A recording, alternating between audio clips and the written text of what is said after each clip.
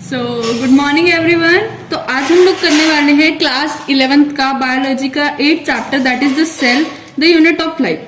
ठीक है, तो सबसे पहले हम जब चैप्टर की शुरुआत करेंगे, आज हम चैप्टर में सबसे पहले जो सेल है उसकी इंट्रोडक्शन पढ़ेंगे भी सेल होता क्या है, उसके अंदर कौन कौन से ऑर्गेनिजम्स आते हैं, कुछ थ्योरीज जो साइंटिस्ट ने दी थी, इन सब के बारे में आज हम पढ़ने वाले हैं। ठीक है, तो क्या कहते हैं, सबसे पहले जो हमारा चैप्टर है सेल के बारे में हम पढ़ेंगे। तो बेसिकली इसकी स्टार्टिंग हम कैसे करते हैं कि हम लोग जब अपने आसपास देखते हैं तो हमें बहुत सारी लिविंग चीजें दिखती हैं और नॉन लिविंग चीजें दिखती हैं। ठीक है, हम सब ने कभी कभार तो ये हमारे एक बार तो माइंड में कभी ना कभी तो आया होगा कि ये चीजें क्या चीज हमारे में ऐसी है कि जो हम लोगों को डिफ्रेंशिएट करती है नॉन लिविंग थिंग से, कि हम लोग लिविंग हैं, हमारे अंदर कुछ ऐसा है कि जो हम लोगों को लिविंग बनाता है, और कुछ चीजें ऐसी हैं जो उनके अंदर नहीं है जो उन्हें नॉन लिविंग बनाती है। ठीक है, तो जब हम लोग ने इसका आंसर ढूंढा तो हमें मिला कि ये है none other than the cell. ठीक है, जो सेल है वो हम लोगों को लिविंग बनाता है, क्योंकि सेल जो है वो हमारी जो बेसिक मेटाबॉलिक एक्टिविटीज जो हम डेली लाइफ में करते हैं उसे करवाने में बहुत ज्यादा एक क्रूशियल रोल प्ले करता है। क्योंकि अगर एक सेल का स्ट्रक्चर प्रॉपर नहीं है या सेल ही नहीं होगा तो हम लोग लिविंग कैसे होंगे। अब हमारी बॉडी में हम कितनी सारी दिन में मेटाबॉलिक एक्टिविटीज करते हैं, जैसे कि डाइजेशन है, रेस्पिरेशन है, एक्सक्रीशन है, सब कुछ है, वो हम सब कैसे करते हैं। वो सब हमारे जो काम बॉडी में हो रहे हैं वो किसके थ्रू हो रहे हैं, वो सेल के थ्रू हो रहे हैं, क्योंकि सेल ही ये सब चीजें करवा रहा है। ठीक है, तो इससे पता लगता है कि जो सेल है वो बेसिक यूनिट ऑफ लाइफ है, क्योंकि अगर सेल ही सारा कुछ करवा रहा है तो बेसिक तो वही चीज होगी कि उसी से स्टार्ट हो रहा है, फिर वो आगे सब कुछ बना रहा है, तो बेसिक यूनिट क्या हो जाती है, हमारी सेल हो जाती है। और हम लोगों को पता है कि जितने भी जो ऑर्गेनिजम्स होते हैं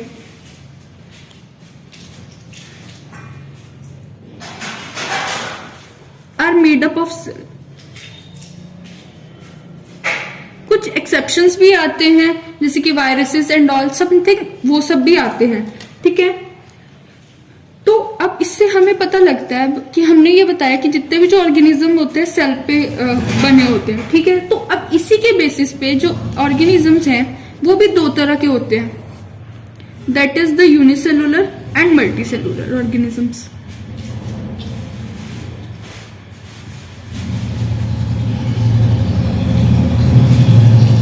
ठीक है, यूनिसेलुलर और मल्टीसेलुलर से आप क्या देख सकते हो कि uni, the word uni means the single and the word cellular means the cell. ठीक है, तो इससे हमें पता लगता है कि जो यूनिसेलुलर ऑर्गेनिजम्स है वो किससे बने होते हैं, सिंगल सेल से बने होते हैं। Where is here the word multi means the multiple and cellular means the cell. So it shows that the multicellular organisms are made up of multiple cell। तो इसके बेसिस पे हम लोगों ने दो ऑर्गेनिजम्स को कैटेगराइज कर दिया, ऑर्गेनिज्म को दो पार्ट्स में कैटेगराइज कर दिया, that is the unicellular one and another is the multicellular one. Okay, so अब बेसिकली हम जो वर्ड सेल है उससे रिलेटेड बहुत सारी जो इंपॉर्टेंट टर्म्स है उनके बारे में पढ़ेंगे। सबसे पहले जो वर्ड आता है वो है cytology. The word cytology means the study of cells। जो सेल की स्टडी उसको हम क्या बोलते हैं, उसको हम साइटोलॉजी बोलते हैं। ठीक है, और एक आता है word cell biology. Cell biology का मतलब क्या होता है, ये एक ब्रांच है, सेल बायोलॉजी एक ब्रांच है साइंस की, बेसिकली बायोलॉजी की। ठीक है, जो किसके साथ डील करती है, that deals with the study of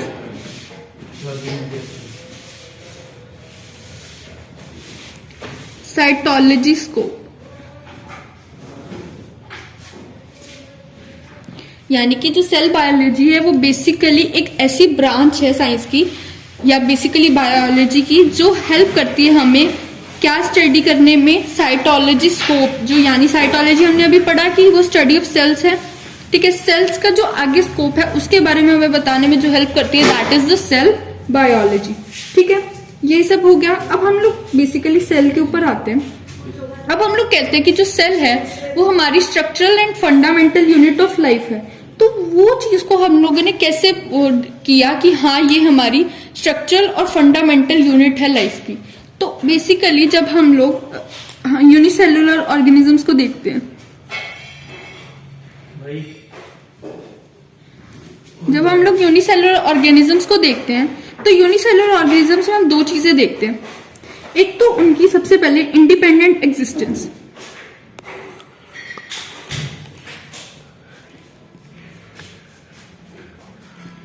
and second one is the essential that they perform the essential functions of life.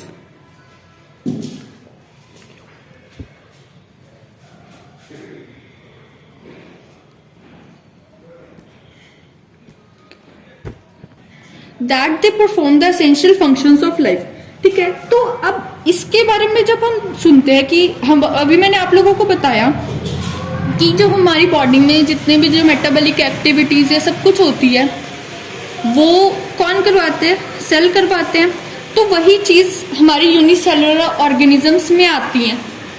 वो चीज हमारी यूनिसेलुलर ऑर्गेनिजम्स में आती है कि जो उनके अंदर एक सिंगल सेल ही होता है जो सारे फंक्शंस परफॉर्म करते हैं, जैसे कि एक्सक्रीशन, डाइजेशन। हमने एग्जांपल देखा है हमारा अमीबा। हम लोगों को एक कॉमन एग्जांपल पता है, दैट इज द अमीबा। अब अमीबा अपने उसके अंदर भी फूड की डाइजेशन होती है, वो भी एक्सक्रीशन करता है, वो भी रेस्पिरेट करता है। हम लोगों ने पढ़ा है, ये सब पढ़ा है हम लोगों ने कि वो स्यूडोपोडिया के हेल्प से डाइजेशन का प्रोसेस करता है। तो ये सब हमने पढ़ा है। तो वो जो ये सब फंक्शंस परफॉर्म कर रहा है वो कैसे कर रहा है? क्योंकि तभी कर पा रहा है अगर उसका सेल का स्ट्रक्चर प्रॉपरली फंक्शन कर रहा है। उसका जो सेल है, दैट इज द उसका जो सेल है उसका स्ट्रक्चर सही है, वो प्रॉपरली फंक्शन कर रहा है, वो अपने सारे फंक्शंस परफॉर्म कर रहा है, तभी वो सब कुछ करवा पा रहा है। ठीक है, तभी सारे फंक्शंस परफॉर्म करवा पा रहा है। तो इसके पीछे जो बेसिक रीजन है that is the cell structure. जो सेल का स्ट्रक्चर है वो ये सब करवा पा रहा है। उसका स्ट्रक्चर ठीक है तभी वो ये सब काम कर पा रहा है। ठीक है, तो इसी वजह से हमें पता लगता है कि ये हमारा स्ट्रक्चरल और फंक्शनल यूनिट है लाइफ की। तो हम लोगों ने अभी तक देखा कि जो हमारा सेल होता है वो क्या है? हमारा बेसिक स्ट्रक्चरल और फंक्शनल यूनिट है लाइफ का। ठीक है, ये हमने अब तक देखा। तो सेल को सबसे पहले जो डिस्कवर की थी, उसकी डिस्कवरी करी थी एंटोन वॉन लीवनहॉक ने।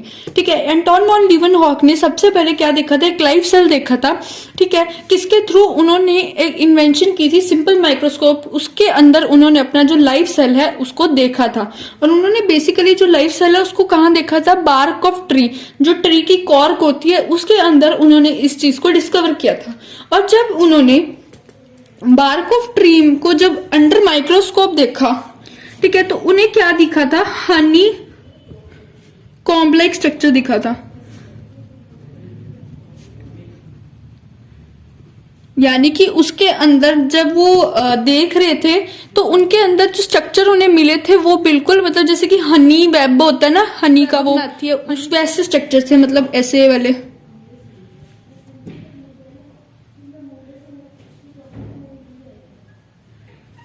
ऐसे स्ट्रक्चर्स देखे थे उन्होंने, हनी कॉम्ब लाइक स्ट्रक्चर्स उन्होंने देखे थे उसके अंदर। ठीक है, अब उसके बाद हम लोग जैसे जैसे इन्वेंशंस होती गई तो एक साइंटिस्ट और है जिनका नाम है रॉबर्ट ब्राउन।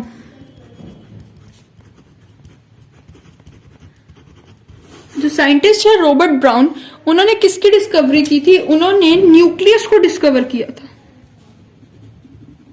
हम लोगों को पता है न्यूक्लियस क्या होता है। न्यूक्लियस जो बेसिक जो सारा जो सेल है उसको बेसिकली कौन चलाता है? न्यूक्लियस चलाता है। यानी कि उसका कंट्रोल सेंटर कौन है?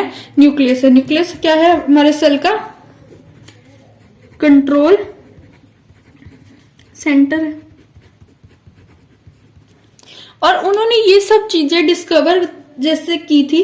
अब जैसे जैसे साइंस में डेवलपमेंट हुई वैसे वैसे इलेक्ट्रॉन माइक्रोस्कोप्स आते गए, सब कुछ आता गया, तभी हम लोग आज सेल के बारे में इतना कुछ जानते हैं। हम उसके अंदर जो ऑर्गेनेलीज मिलती हैं वो सबको हमें पता है, आज हमें न्यूक्लियस के बारे में पता है, हम डीएनए आरएनए सब चीजों के बारे में पता है। वो सब कैसे पता लगा? जैसे जैसे एडवांसमेंट आई साइंस में, और उसी की वजह से हम लोगों को क्या मिला, न्यूक्लियस की डिस्कवरी हुई। और हमें पता है जो न्यूक्लियस क्या होता है, वो होता है control centre of the cell. ठीक है, ये सब हो गया, हम लोगों ने पढ़ा इतना आज। तो एक बार फिर से क्विक रिवीजन करते हैं। तो सबसे पहले जो हमने सेल को पढ़ा, सेल क्या होता है, हमारा बेसिक यूनिट ऑफ लाइफ होता है। उसके बेसिस पे हमें पता है कि जितने भी जो ऑर्गेनिजम्स हैं वो क्या कहते हैं, किससे बने होते हैं, सेल से बने होते हैं। वो दो तरह के सेल से बने होते हैं, that is the unicellular and multi cellular organisms. Multi cellular organisms वो होते हैं जो जिनमें मल्टीपल सेल्स प्रेजेंट होते हैं, और यूनिसेलुलर वो होते हैं जिनमें सिंगल सेल्स प्रेजेंट होते हैं। ठीक है, हम लोगों ने इतना पढ़ा था। उसके बाद हम लोगों ने पढ़ा था कि जो सेल है वो कैसे बेसिक स्ट्रक्चरल और फंक्शनल यूनिट होती है लाइफ की। ठीक है, उसको बताने के लिए हमने देखा था कि जो सेल है, वो जो यूनिसेलुलर ऑर्गेनिज्म है, वो कैपेबल होता है इंडिपेंडेंट एग्जिस्टेंस का, और वो सारे एसेंशियल फंक्शंस जो लाइफ में होते हैं उन सबको करवाने में हेल्प करता है। ठीक है, तो अब जैसे कि एक्सक्रीशन, डाइजेशन, रेस्पिरेशन, ये सब जो प्रोसेसेस, मेटाबॉलिक प्रोसेसेस जो डेली लाइफ में होते हैं, इन सबको करवाने में हेल्प करता है। ठीक है, तो इसी से हमें पता लगता है कि अब जब तक एक सेल का स्ट्रक्चर प्रॉपर नहीं होगा तब तक वो प्रॉपर फंक्शंस नहीं कर पाएगा। अब जैसे कि अमीबा है, अमीबा के अंदर ये जो सारे स्ट्रक्चर्स हैं वो एक ही सेल करता है, जितने भी जो वर्क है ये सारे एक ही सेल करता है। ठीक है, तो अगर वो सेल का स्ट्रक्चर ही नहीं ठीक होगा तो वो ये सारे फंक्शंस कैसे परफॉर्म कर पाएगा। ठीक है, ये हमने पढ़ा था। और हमने कुछ टर्म्स देखी थी, that is the cytology and cell biology. Cytology यानी कि स्टडी ऑफ द सेल्स, और cell biology the branch of biology जो डील करती है किसके साथ, साइटोलॉजी स्कोप के साथ डील करती है। ये सब हमने पढ़ा था। उसके बाद हम लोगों ने देखा कि जो सेल है वो उसकी डिस्कवरी फर्स्ट टाइम किसने की थी, एंटोन वॉन ल्यूवेनहोक ने की थी। ठीक है, उसने सबसे पहले लाइव सेल देखा था किसके अंदर, ट्री की बार्क के अंदर देखा था, और उसने ही सिंपल माइक्रोस्कोप की इन्वेंशन की थी। और जब उसने बार्क के अंदर जब देखा तो उसको मिले जो थे वो थे हनी कॉम्ब लाइक स्ट्रक्चर मिला था, उसका ऐसा स्ट्रक्चर था। लेकिन उसने ये बताया था कि वो डेड सेल्स थे, डेड सेल्स ही लगे थे उसे, तो लेकिन वो थे लाइव सेल, जो पहला लाइव सेल था उसी ने ही बताया था।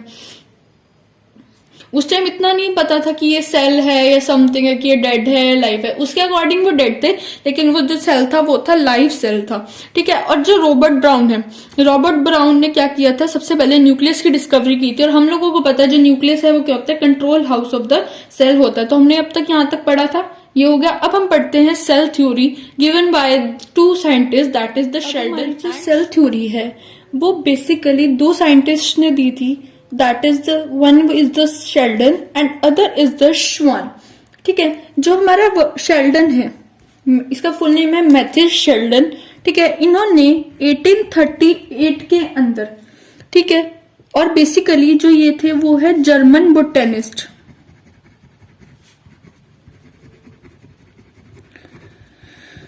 जो साइंटिस्ट है मैथ्यू शेल्डन, ये थे जर्मन बोटेनिस्ट। इन्होंने 1838 के अंदर बहुत सारे डिफरेंट टाइप्स ऑफ प्लांट्स को इन्होंने देखा, और उन्होंने ये डिस्कवर किया कि जो प्लांट्स हैं उनमें डिफरेंट टाइप्स ऑफ सेल हैं,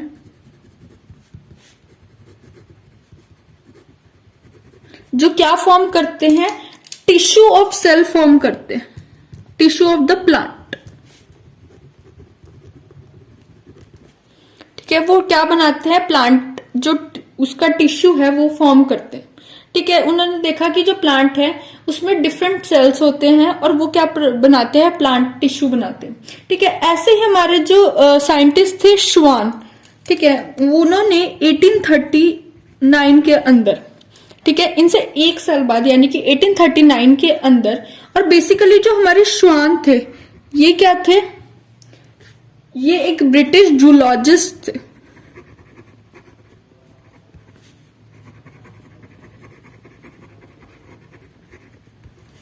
ये क्या थे, एक ब्रिटिश जूलॉजिस्ट थे, जो क्या कहते हैं, इन्होंने भी क्या किया था, इन्होंने बहुत सारे डिफरेंट टाइप्स ऑफ एनिमल्स को क्या किया था, इन्होंने देखा था, और मैं यानी कि डिफरेंट टाइप्स ऑफ जो एनिमल सेल्स होते हैं उनको देखा था। ठीक है, और उन्होंने ये बताया कि जो सेल्स हैं यानी कि जो एनिमल सेल है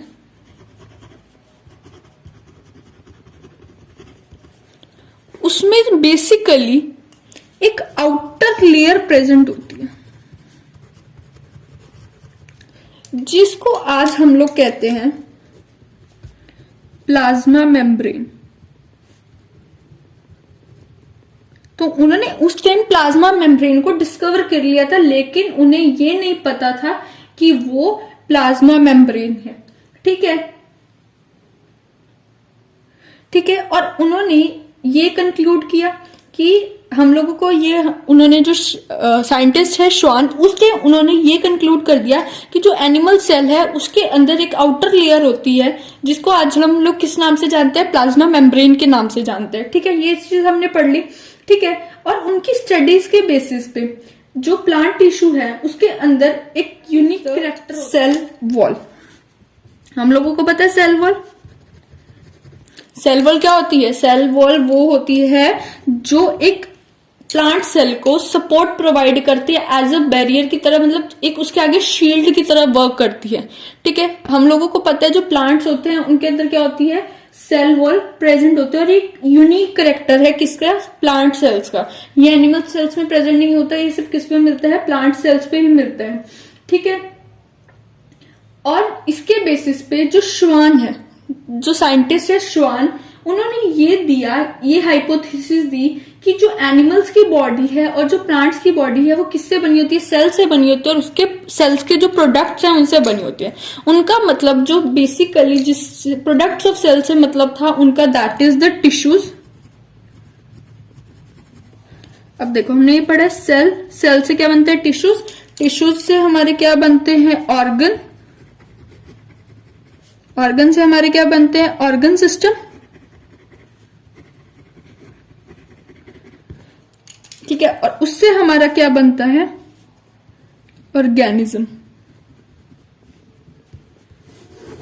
ठीक है, उन्होंने ये कंक्लूड किया कि जो प्लांट की बॉडीज हैं या जो एनिमल की बॉडीज है वो किससे बनी होती है, डिफरेंट टाइप्स ऑफ सेल से बनी होती है। और उनके सेल्स के जो प्रोडक्ट्स है, अभी सेल के ही प्रोडक्ट है, सेल को हमने अगर कंपोज फॉर्म में बनाया तो क्या बन गया, टिश्यू। ठीक है, टिश्यू को अगर हमने कंपोज फॉर्म में बनाया तो क्या बन गया, ऑर्गन। ऑर्गन को हमने वो किया, कंपोज किया, तो वो क्या बन गए, ऑर्गन सिस्टम। और उससे हमारा फाइनली क्या बन गया, ऑर्गेनिज्म बन गया। ठीक है, और उन दोनों ने फॉर्मुलेट की एक सेल थ्योरी। ठीक है, तो अब हम लोगों ने कहां तक देखा, हम एक बार दोबारा रिकैप कर लेते हैं इसको। तो जो हमारी सेल थ्योरी थी वो बेसिकली दो साइंटिस्ट ने दी थी, that is the Schleiden and श्वान। जो शेल्डन थे वो हमारे जर्मन बोटेनिस्ट थे, और जो श्वान है वो एक ब्रिटिश जूलॉजिस्ट थे। ठीक है, शेल्डन ने 1838 में अपनी क्या किया, रिसर्च की। उन्होंने डिफरेंट टाइप्स ऑफ प्लांट्स को देखा और उनके अंदर जो सेल्स है उनको देखा। ठीक है, अब जो श्वान है उन्होंने 1839 में different types of animal cells को देखा और उन्होंने ये कंक्लूड किया कि जो आउटर लेयर है, जो एनिमल सेल है उसके आउटसाइड एक लेयर है जिसको उन्होंने क्या, जो हमारा, जिसे हम क्या कहते हैं आज, प्लाज्मा मेम्ब्रेन का नाम देते हैं। ठीक है, और हमारे जो जर्मन बोटेनिस्ट थे उन्होंने हमें बताया कि जो प्लांट टिश्यू है उसके, यानी कि जो एनिमल नहीं, sorry, that is the plant cell. जो प्लांट सेल है उसके आउटर लेयर पे एक वॉल टाइप प्रेजेंट है और उसे हम आजकल क्या कहते हैं, सेल वॉल कहते हैं, हमें इतना पता है। और उन्होंने दोनों ने ये कंक्लूड किया, बेसिकली जो श्वान है उन्होंने एक हाइपोथेसिस दे दी इन दोनों की रिसर्च के, दोनों साइंटिस्ट ने अपनी रिसर्च के बेसिस पे देखा। और जो श्वान है, जो हमारे साइंटिस्ट है श्वान, उन्होंने हमें एक हाइपोथेसिस दी। उन्होंने क्या हाइपोथेसिस दी कि जितने भी जो बॉडीज हैं एनिमल्स और प्लांट्स की, वो किससे बनी होती है, सेल से बनी होती है, और उनके जो प्रोडक्ट्स हैं उनसे बनी होती है। सेल के प्रोडक्ट्स से उनका क्या मतलब था, that is the cell, tissues, organ, organ system and the organism. ठीक है, ये सब के बारे में उन्होंने बताया हमें। ठीक है, तो और इससे हमारी क्या बनी, सेल थ्योरी बन गई। तो ये सब थी हमारी आज की सेल थ्योरी में। ठीक है, अब ये थ्योरी ने ये तो बता दिया कि सेल से बने होते हैं, उसमें एक आउटर लेयर प्रेजेंट होती है या उनके ऐसे प्रोडक्ट्स होते हैं सेल्स के, उन्होंने ये सब तो बता दिया। बट अब कुछ ना कुछ तो ड्रॉबैक रहा होगा। तो जो इनका ड्रॉबैक था, ड्रॉबैक ही नहीं मतलब बता नहीं पाए, वो ये थी कि जो सेल्स हैं, जो बेसिकली जो सेल्स हैं वो न्यू सेल्स, बेसिकली जो न्यू सेल्स है वो फॉर्म कहां से होते हैं कि अब सेल्स अब एक थोड़ी रहेंगे, सेल्स तो क्या होते रहते हैं, बनते रहते हैं, वो होते रहते हैं। तो जो ये नए सेल्स है ये बनते कहां से हैं, ठीक है। तो उसके लिए एक साइंटिस्ट आए, दैट इज द रुडोल्फ विचरो। तो अभी हमने देखा कि एक साइंटिस्ट थे रुडोल्फ विचरो, उन्होंने 1855 के अंदर हमें ये बताया, उन्होंने अपनी डिस्कवरीज की और हमें ये बताया कि जो सेल्स हैं वो डिवाइड करते हैं और जो हमारे न्यू सेल्स हैं वो कहाँ से बनते हैं, पुराने सेल से बनते हैं, यानी कि new sales arise from the pre existing cells, यानी कि जो पुराने सेल्स हैं उन्हीं से ही न्यू सेल्स बनते हैं। और उनको डिटरमाइन करने के लिए इन्होंने एक वर्ड दिया, दैट इज द ओमिनस सेलुला ई सेलुला। तो अगर कोई भी कॉम्पिटेटिव एग्जाम में अगर आपके पास आता है कि वर्ड ओमिनस सेलुला ई सेलुला का क्या मतलब है, तो इसका मतलब यही है that the new cells arises from the pre existing cell. तो ये बताने के बाद जो हमारी शेल्डन और श्रॉन की हाइपोथेसिस थी उसको एक फाइनल शेप सी मिल गई, क्योंकि वो यही नहीं बता पाए थे कि जो हमारे न्यू सेल्स हैं वो कहाँ से बनते हैं। तो रुडोल्फ विचरो ने हमें ये बता दिया, ये कंक्लूड कर दिया कि जो जितने भी हमारे न्यू सेल्स हैं वो कहाँ से बनते हैं, पुराने सेल्स से, जो प्री एग्जिस्टिंग सेल्स हैं उनसे ही बनते हैं। तो हमारी जो सेल थ्योरी है वो ये है आज की जो सबसे पहला पॉइंट कि जितने भी जो लिविंग ऑर्गेनिजम्स हैं, all living organisms are composed of cells and their products. ठीक है, प्रोडक्ट से आप क्या समझते हैं हमने आपको बता दिया था। सेकंड आता है that all cells, all new cells या all cells arises from the pre-existing cells।